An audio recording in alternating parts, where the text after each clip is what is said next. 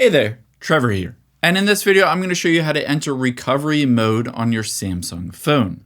Now, I have a Samsung Galaxy. The first thing we need to do to get into recovery mode is to turn your phone completely off. So I'm going to swipe down and swipe down again.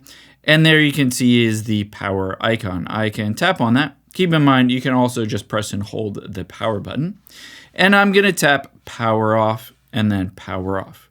Now, I've completely turned off my Android or Samsung phone. Now let's get into recovery mode.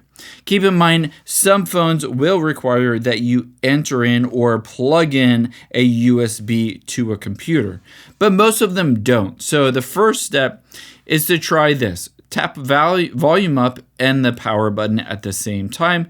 Again, some Android phones have volume down and power button, but let's first just try the most likely volume up and power.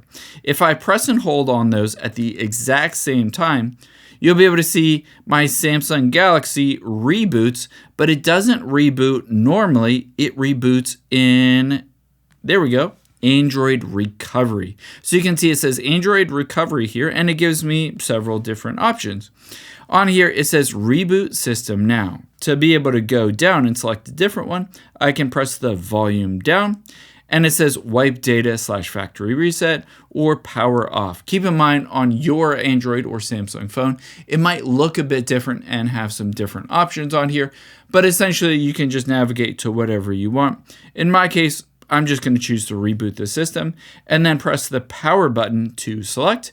And just like that, you will have selected this. This is a great option if you wanted to factory reset your Samsung phone as well. I hope this helps. If it did, hit the subscribe button down below, and I'll catch you on the next one.